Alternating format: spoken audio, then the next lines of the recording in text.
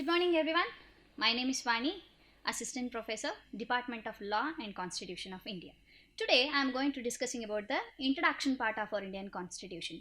Not only introduction part, we have to discuss about the historical background of our Indian Constitution, importance of our Indian Constitution, salient features of our Indian Constitution, preamble of the Constitution, and nature of the Constitution. So with that, we have to discuss about that. What is the role of Dr. B.R. Ambedkar for the formation of our Indian Constitution? Okay, so first we have to know about the introduction regarding the Constitution.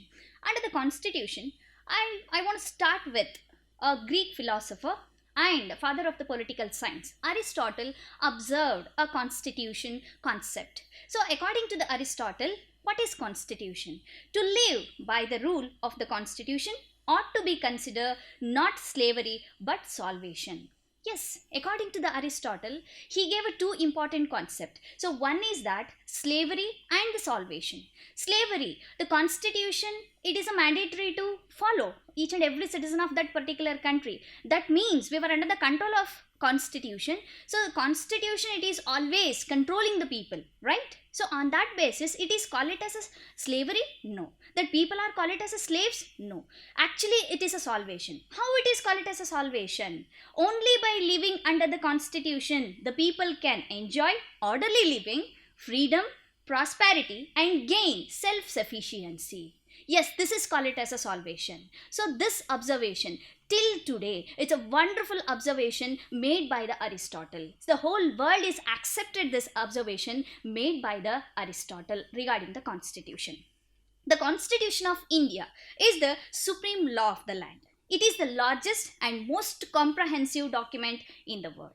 It frames a fundamental political principles, procedures, practices, rights, powers and duties of the government. It imparts a constitutional supremacy. Our Indian constitution is always called it as a supreme law of the land. That means the constitution is always in the matter of supremacy. We didn't have a parliamentary supremacy. We had only the constitutional supremacy. It is not created by the parliament because it is created by the Constitution Assembly. That Constituent Assembly, the people are nominated by the citizens. That citizens discussed and also considered through the preamble. This is our constitution, and also we adopted our Indian constitution in the year of 1949, November 26th. So this is the one of the important concept in connection with the supremacy of the constitution. Before independence, India consists of two entitles. So one is that British government, another one is that princely state. So British government, almost 300 years we were under the control of British. So India had a 5,000 year of history. In the 5,000 year of history, we have a princely state. That princely state and also the British government formally ended by the constitution, created a Union of India. In the year of 1950, January 26th was a red letter day, the long and checkered history of India, for the day that the Indian Constitution announced to the world the birth of new republic. So India announced through the constitution, India is a republic country. So this is about the introduction regarding the constitution. Next, we have to discuss about the historical background, because each and every concept having their own history. Like that only, Indian constitution is also having their own history. So what is that history? So then how the constitution is developed from the 1600 to 1950, because it's completely connected with the British government system. Because we were under the control of British almost 300 years. Because of that reason, our Indian constitution have a connection with the British rule. So that's what our constitutional history started from the 1600 to 1950. So all constitution are heights of a past as well as the testator of the future. The very fact that Constitution of India Republic is the product not of a political revolution but of the people who sought to be research and deliberation of a body of eminent representatives. Because our Indian Constitution was not developed on the basis of political revolution. It is on the basis of eminent, skilled people contributed their skill for the development of our Indian constitution. So it exists a system of administration, makes a retrospect of the constitution development indispensable for proper understanding of the constitution. So Indian constitution is not on the basis of political revolution, it is on the basis of to contribution of skilled people worked on the administration of the country, because we were under the control of British. The British administered our country on the basis of our Indian political system. Our Indian constitution was developed. So this is the very important thing. The British period in the history of India began with the incorporation of East India Company in the year of 1600. So we have a 5 important era. So we can identify it for the development of our Indian constitution. So what are the 5 eras we have? The first one is that 1600 to 1765, the coming of the British. That is the first stage. And the second stage in the year of 1965 to 1858, beginning of British rule. Third one is that in the year of 1852 to 1919, end of the company rules. And the fourth stage is that 1919 to 1947, introduction of self-government in India. In the year of 1947 to 1950, the framing of the new constitution. That was a very important era we have, that is from 1947 to 1950, that India declared as a republic, India declared as a democratic country, India is called it as a Union of India after the implementation of our Indian constitution. So I want to give some of the information regarding the historical background of our country. So under the historical background, its connection with the constitution. So that's what, from the 1600 to 1757, I want to highlight some of the points in related with the constitution. So first one, the first settlement of the company was established in Surat in the year of 1612. In the year of 1612. The Surat is the first place to establishment of this East India Company. So on that basis, that constitution concept was started in the year of 1600 with the establishment of East India Company. So after that in the 3 major places they established the East India Company, that is in Madras and Mahanadi Delta in the year of 1639 and also 1690. So they gave a legislative power. The concept of legislative power was given by the East India Company to the company to establish their administrative authority to control the legislative power of the company people. So this is the concept. The legislative concept was established through this, a charter. The charter was established by the British government in the year of 1602. Right. After that, what happened? They came to India only for the purpose of what?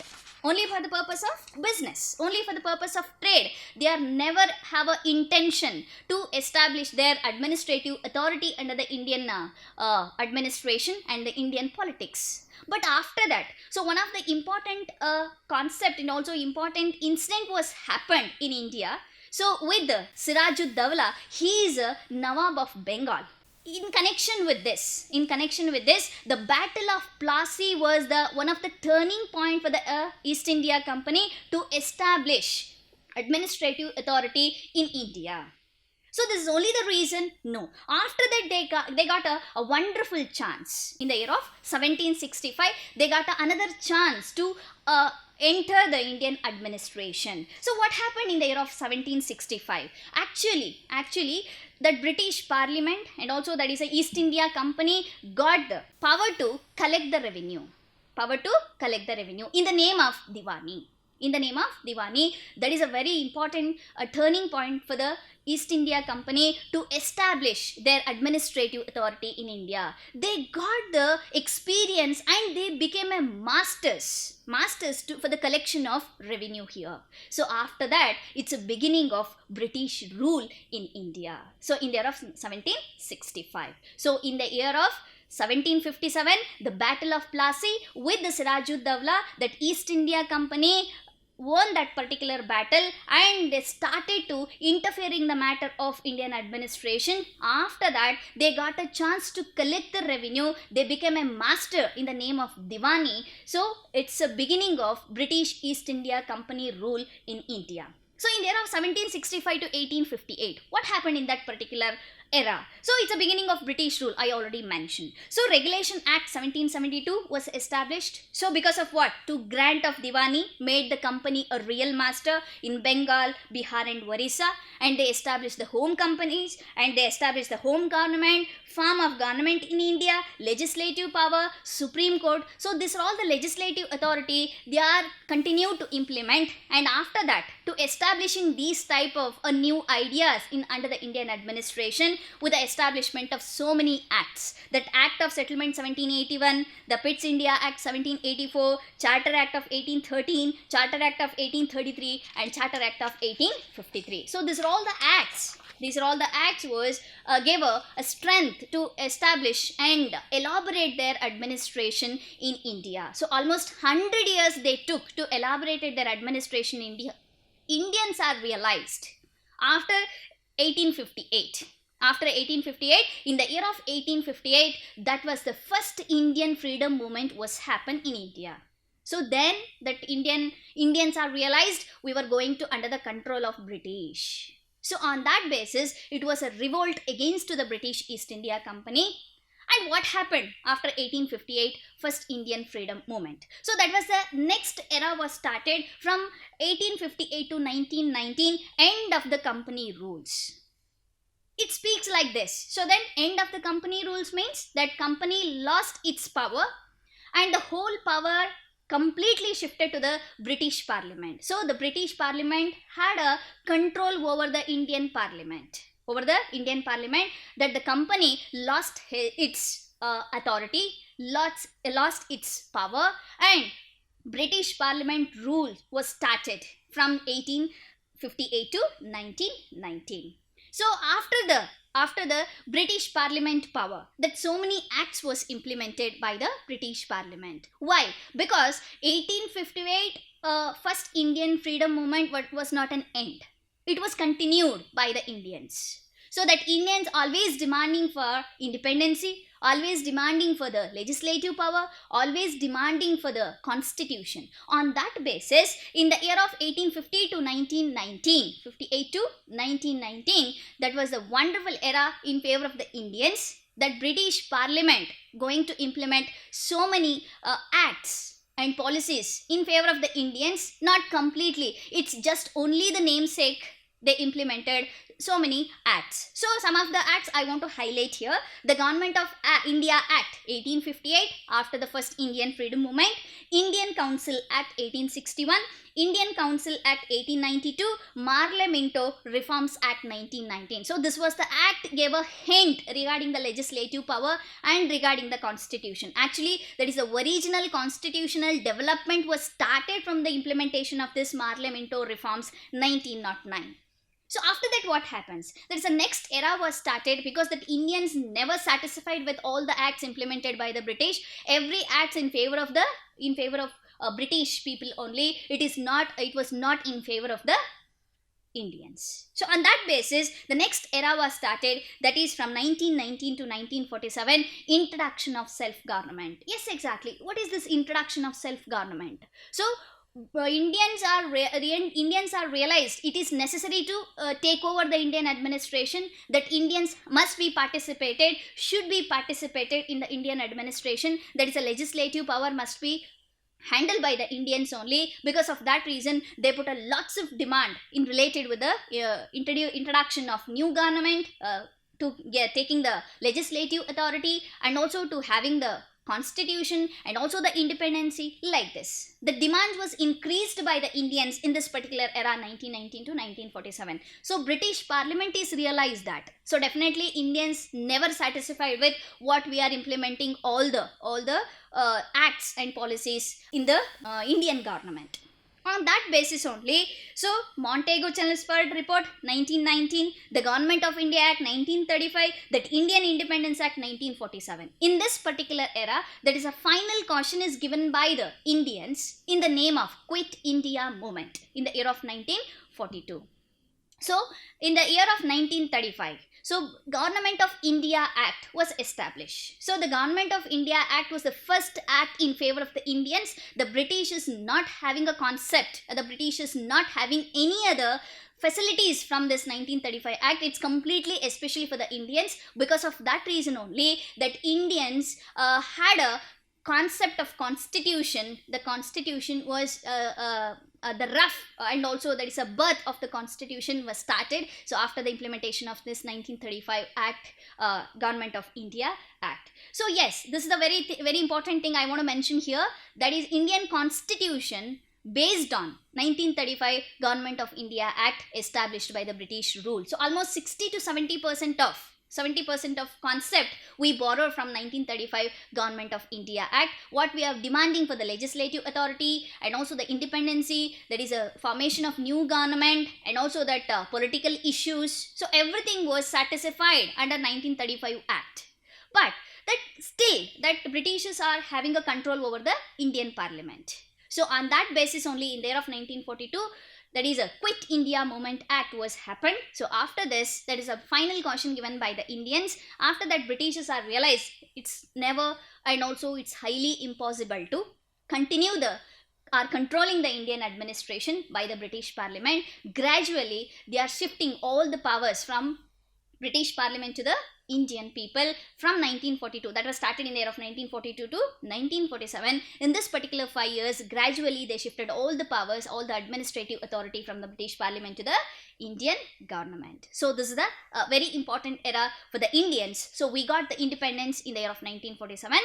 August 15th. The next era is that after independency, 1947 to 1950, and the wonderful time we got to the Indians to formation of our own government, formation of our own constitution, formation of our own legislature, formation of our own system, the political system in our country. And that was not an easy task for the Constituent Assembly, because we had a highly populated country. Almost 300 years we were under the control of someone, and we were completely in a different political system, and we have to adopt the political system to our Indian political system. So that is through the constitution. That was the most difficult task that Constituent Assembly member has. But that our Indian Constituent Assembly members had a wonderful skill to formation of our Indian constitution. So we had 18 committees for the formation of our Indian constitution. Under the 18 committees, drafting committees, general committees, and also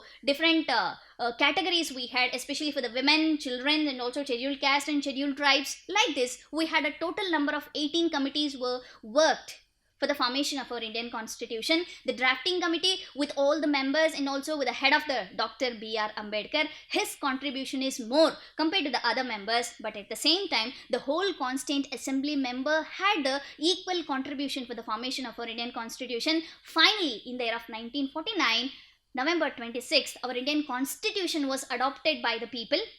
After 2 months, in the year of 1950, January 26, our Indian constitution came into force. So this is about the historical background, how our Indian history is in connection with the Indian constitution. Because of what? Because we were under the control of British almost 300 years. We had a concept.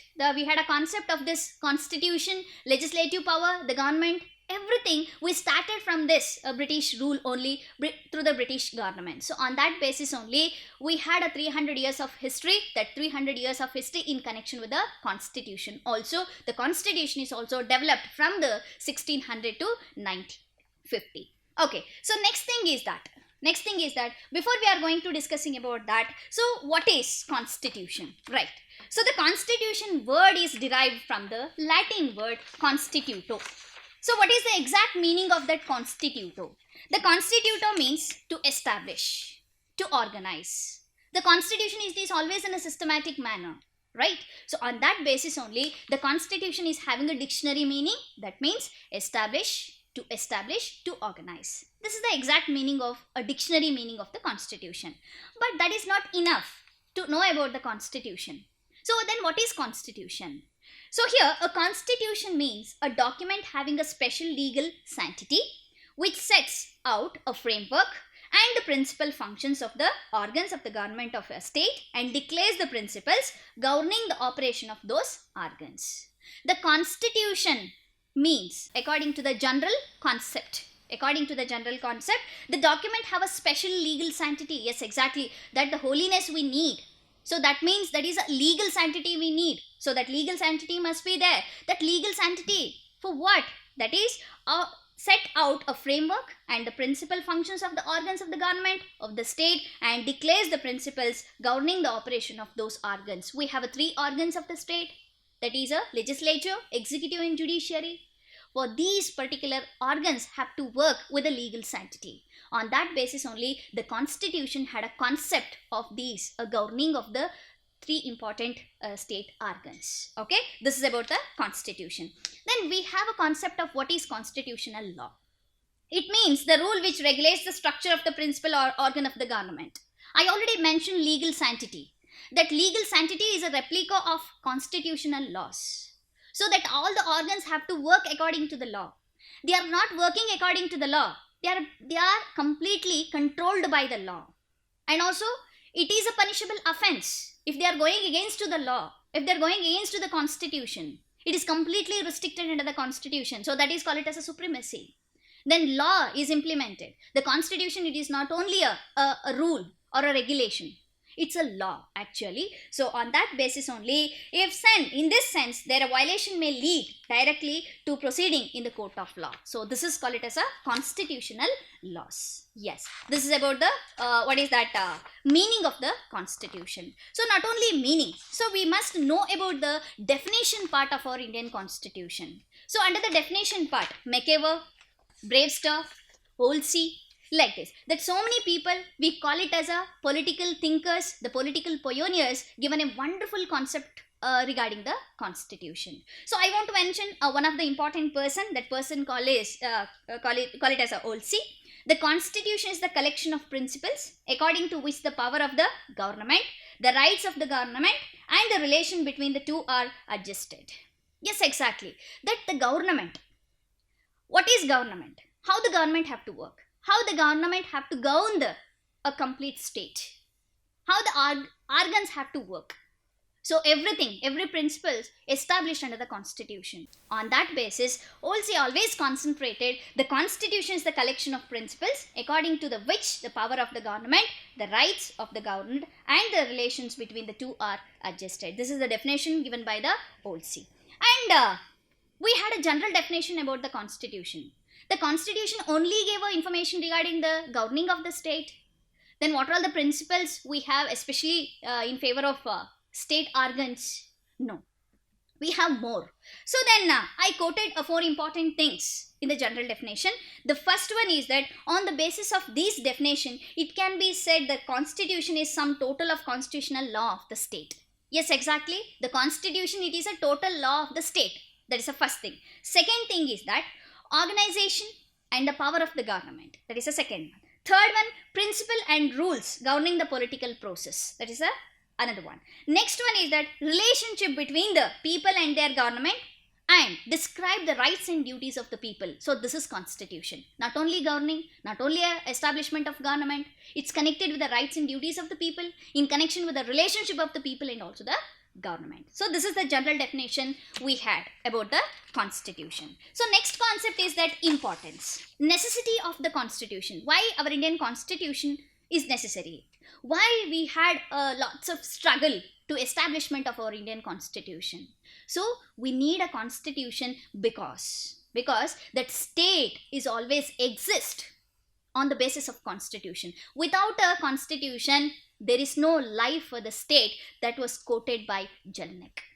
The Jalnek speaks like this: a state without a constitution, it's not a state, but it is a regime of anarchy. It's a regime of anarchy. So there is no legal sanctity, there is no system, there is no organization without a constitution. That state definitely loses its establishment and existence. So that's what Jalnek is always concentrated, that constitution is necessary for the existence of the state. So next thing is that importance. Why we need the constitution? That was the question each and every person having there in their mind. First one, constitution determines the political system of the country. We had a democracy, socialism. It's determined by the constitution. Constitution gave information regarding the democracy, information regarding the socialistic. So what we call it as a republic state, what we call it as a union of India, all the political systems and also determined by the constitution. So that is the first thing. Second thing is that constitution of a country is a broad legal framework for the orderly and smooth running administration. We had a orderly and smooth running administration because of what? Because the constitution gave a complete instruction, the complete details available. Because of that reason, we had an orderly and smooth running administration we had. Third one, that Indian constitution always concentrated on federal system. That means not centralized power, distribution of power. That's a concept of constitution. Next, the constitution is always prevents the authoritarianism and totalitarianism. Authority is completely distributed, and one person should not have any power to take the control of the whole country. That authoritarianism and totalitarianism. So it is prevents by the constitution. Next one, the constitution is protects individual freedom, because the fundamental rights are guaranteed by the constitution. Because of what? Our Indian constitution is based on democracy, established on democracy. Democracy means that people always in the position of power, the supreme power. So that power must be properly utilized or implemented and expressed. So through the fundamental right, that is individual freedom is necessary, that is protected by the constitution. And the place of government, the powers in the hands of the citizens, is exactly that constitution is always supporting for the democracy, that the power must be handled by the and controlled by the people only. Next thing, the constitution to lay out the basic structure of the government. Yes, exactly. We had that organs of the state, executive, legislature and judiciary. So this is the organs we have. The organs are systematically working now. Then who gave that information and details? Work like this only. Legislature, lawmaking body, executive body, judiciary maintains the law. Then all the rules and regulations and informations contributed by the constitution, according to that all the organs are working, the government are working. And constitution is established to restrict the abuse of power by who have a contact with the government. Yes, the government is always in a position of power.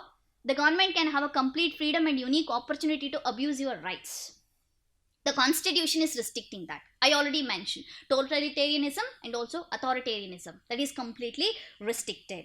And at the same time the constitution not only defines the power of each organ, and it gives a responsibility of each and regulates the relationship between the different organs. What is the relationship they had?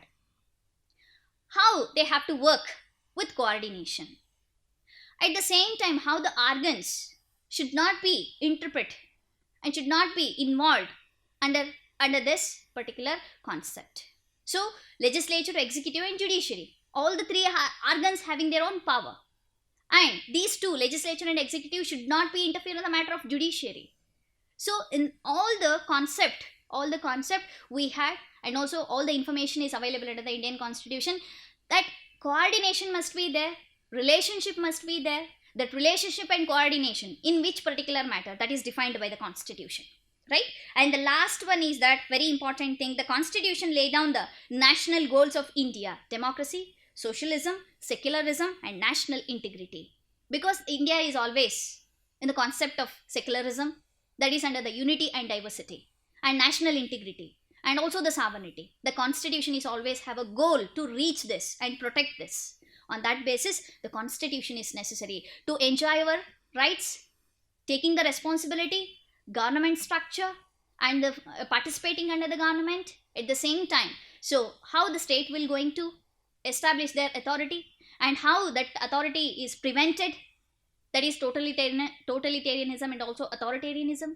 On this particular basis, the constitution is necessary. And another next concept is that salient features. What are the characteristics our Indian constitution has? So under the Indian constitution express the vision of India as a democratic nation. I already mentioned that Indian constitution is based on a democracy. All the characteristics of our Indian constitution is also on the basis of democracy. So while doing so, it also reflects a core constitutional values. The constitutional values mentioned in the preamble, The preamble is always having the goal to reach the constitutional aspects. On that basis, we had a salient features. What are the salient features we have? So that Indian constitution is a written constitution. Everything it is documented. So that's what we are having 448 articles, 12 schedules and 25 part, including 136 of amendments. Okay, so it is completely documented, systematically organized. Everything it is in a codified manner. That's what it is in a written form. Second thing, longest written constitution. Why it is longest? I already mentioned that we had a huge number of articles. Then each and every details are available under the constitution. That's what it was. And it is a longest written constitution. Everything it is in a written form. Every details available under this constitution. So every concept is explained under the constitution. So without any disturbance and also without any controversies. That is a longest written constitution. So rigid and flexibility. Indian constitution is not completely rigid. It is not completely flexible. The flexibility, that amendment process, it is an example of flexibility. Rigidity, the process of amendment, it's not very easy. Then we have a lots of process that is under Article 368 of our Indian Constitution. That Constitution have gave the power to the Parliament to amend the Constitution. Only the Parliament have a power to amend the Constitution. Secular state. There is no national religion in our country. We are completely secular because of what? We have different types of culture, different types of religion, different types of language and also the customs. Under this, we are showing our integrity and unity.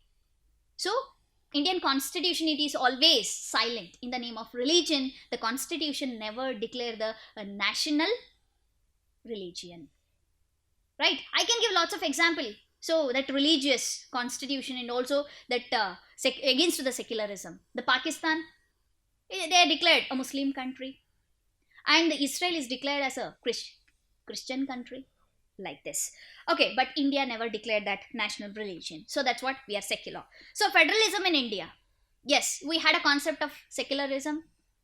At the same time, we have a federalism also.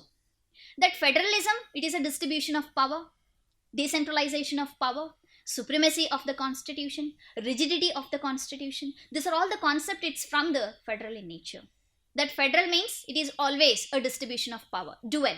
Right? That is on the basis of that. The parliament is also, we have a bicameral system. Lok Sabha and Rajya Sabha. That's also best example for federal in India.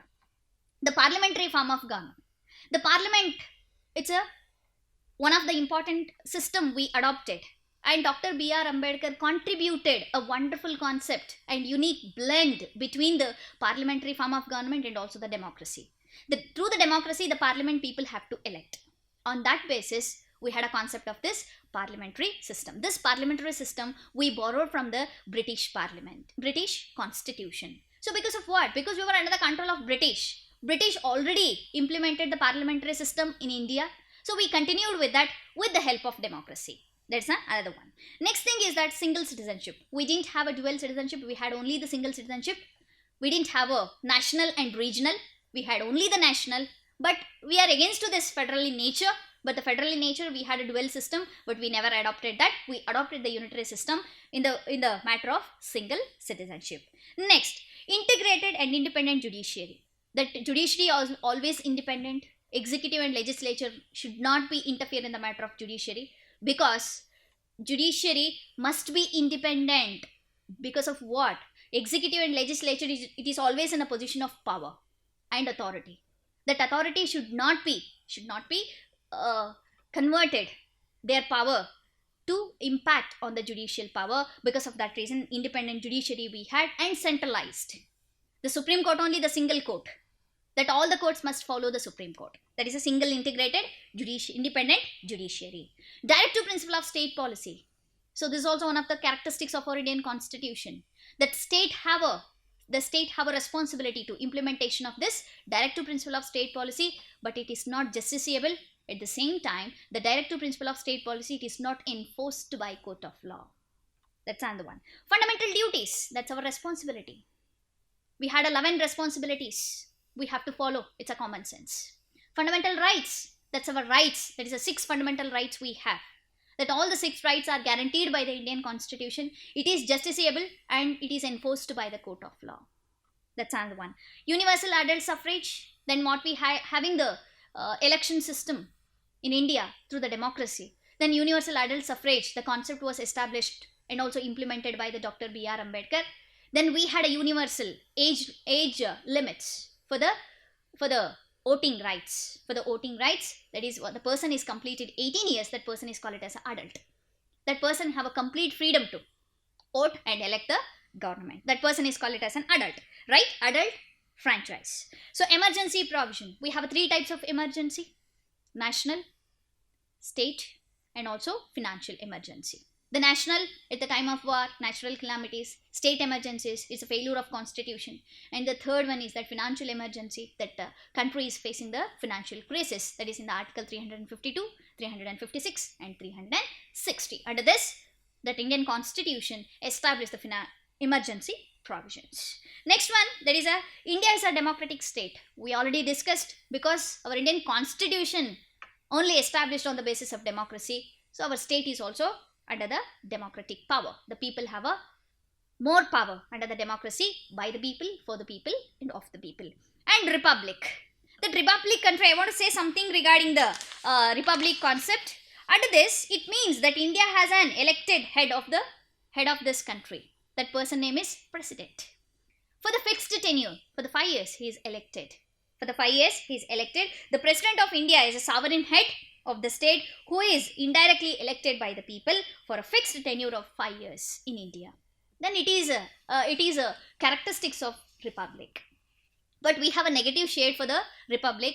So we already ended this princely state and monarchy. But the republic concept is based on that thing. But positively, the president is always considered as a first citizen of this country for the fixed tenure, and he is also elected through the democracy, but indirectly. Partial indirect election the president have. Next thing is that judicial review, judicial activism, its connection with the judicial power of the Supreme Court and also the court system, and the Constitution provided the judicial activism and also the judicial review, and the court can have a complete freedom to review its own judgment.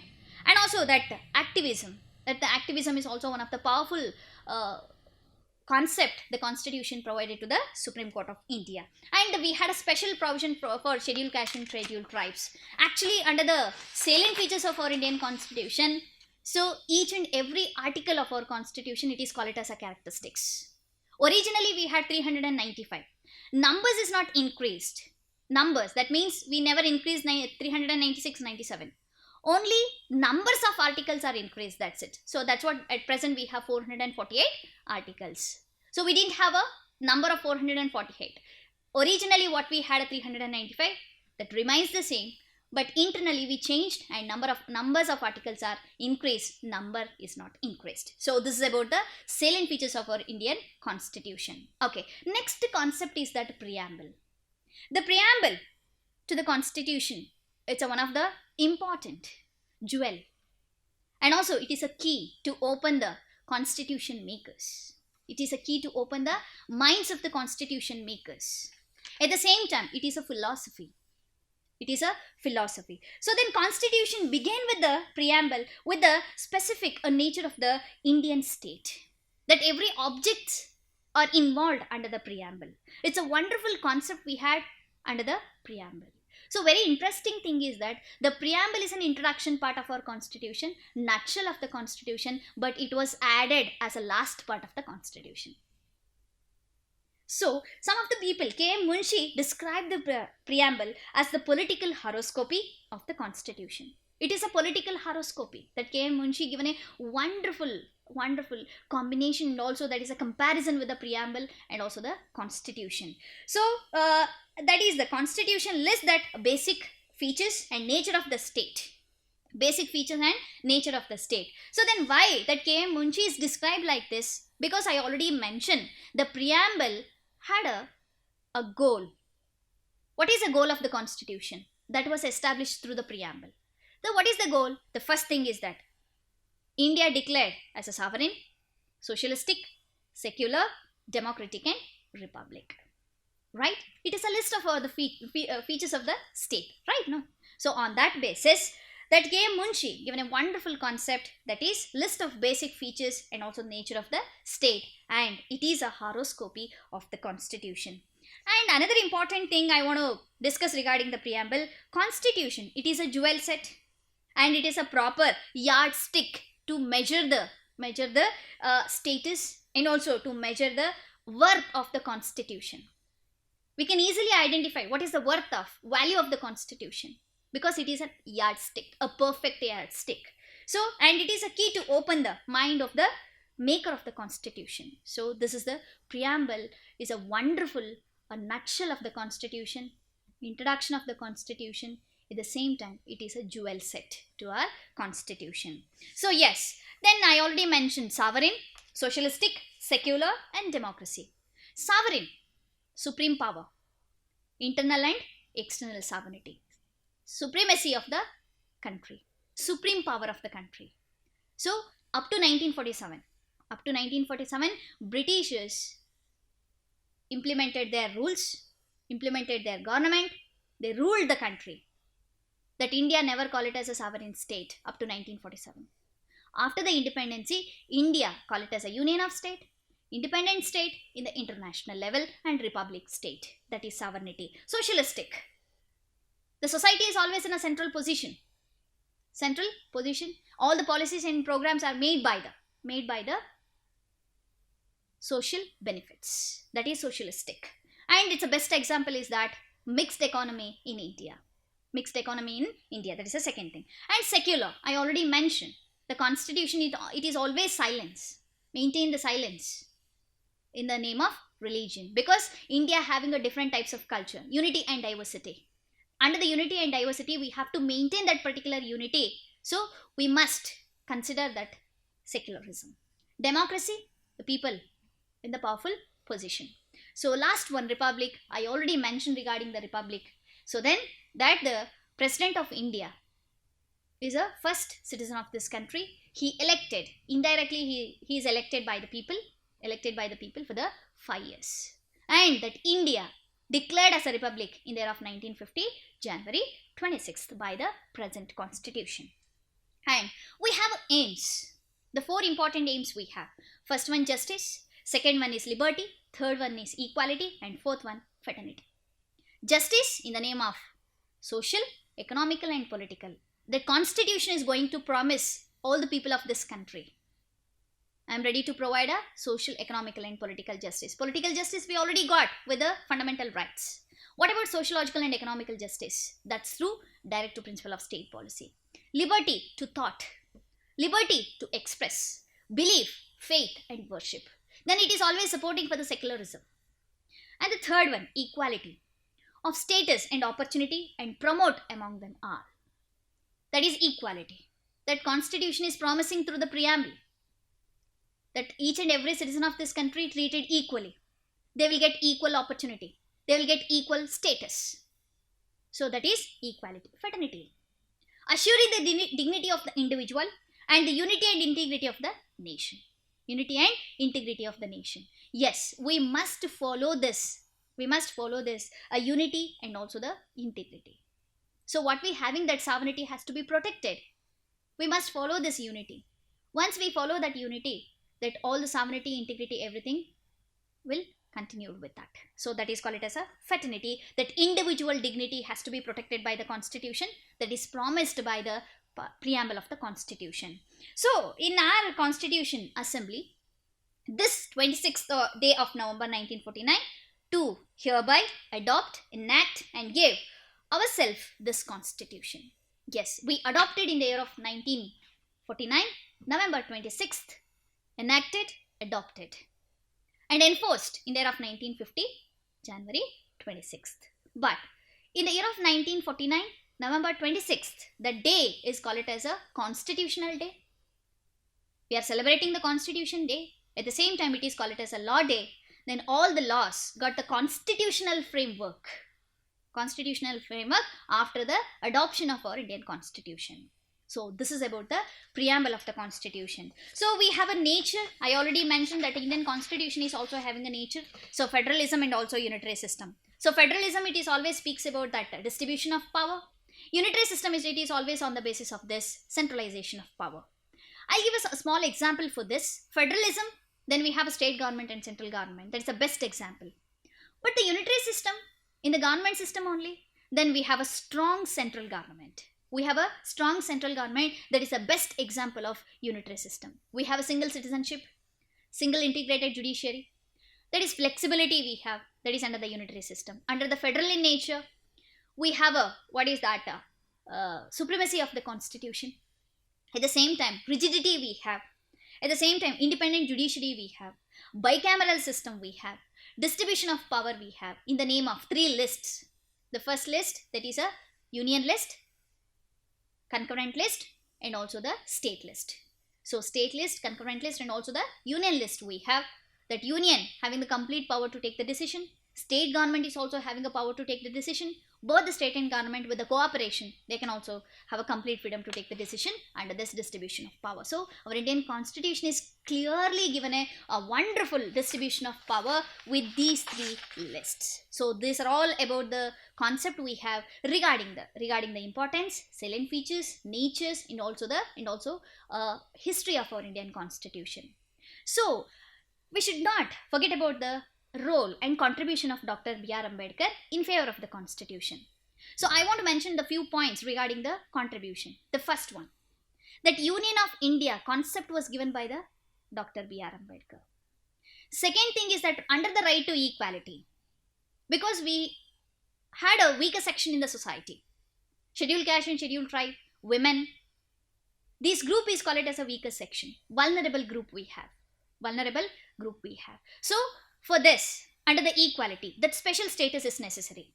For that we have a reservation. The concept of reservation, under the concept of equality, untouchability, prohibition of untouchability, prohibition of discrimination, that is an equal opportunity. Under the equal opportunity, reservation is necessary to protect the rights of those people is called as a weaker section in the society.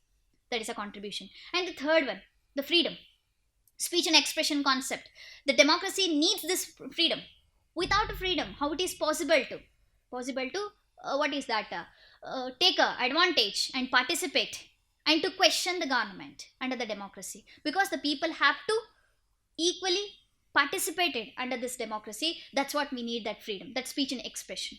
And he made a wonderful combination of democratic system and also the parliamentary system.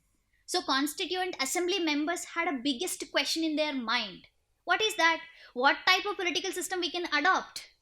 So that's what the Dr. B.R. Ambedkar gave a wonderful thought for the combination of this, a unique blend of parliamentary system and also the democracy. The parliament have to elect on the basis of democracy. That's a wonderful combination made by the constitution, and also that the constitution having this particular concept by the Dr. B.R. Ambedkar. Next thing is that, next very important concept we have, that is universal adult suffrage, emergency provision, directive principle of state policy. At the same time, very important concept he gave. What is that? How to control the government? That was the biggest question. For that, he gave a wonderful concept of non-confidential motion. If the government going against the constitution, against the public interest, they can file a non-confidential motion in the parliament, the government can dissolve. So this is one of the important tool he gave and he implemented to our Indian constitution to prevent the totalitarianism and authoritarianism. So these are all the contribution Dr. B.R. Ambedkar gave in favor of the constitution. Why the Dr. B.R. Ambedkar is most important person under the formation of the constitution? Because his personal contribution is more compared to other members. So it may be a point of a conclusion of this introduction part of our constitution. So yes, the constitution of India is neither purely federal not purely unitary, but it is a combination of both. We already discussed under the nature of the constitution. The constitution is mainly focused on the federal in nature with a unique safeguarding of enforcing the national unity and the growth. The Constitution of India is completely blend of all the provisions, and the provisions are articles in itself, make it the apex law of the state. That means I already mentioned a supreme law of the land, and the soul of the constituent assembly in the implementing and interpreting any article of the constitution must always be considered, and the constitution is always in a position of supremacy. So this is about the conclusion part we have. So regarding that, it is a most comprehensive, in detailed constitution we had, with the federal in nature, with the uniqueness of unitary system also. Both the combination we had, that combination is called it as a quasi federal system. Our Indian constitution had a combination of both flexibility, rigidity, including the unitary system, and federal in nature. So that's what it is called it as a quasi federal system. So these are all about the interaction part of our Indian constitution, with importance, with nature, with the characteristics, and also with the history and contribution of Dr. B.R. Ambedkar. Thank you so much.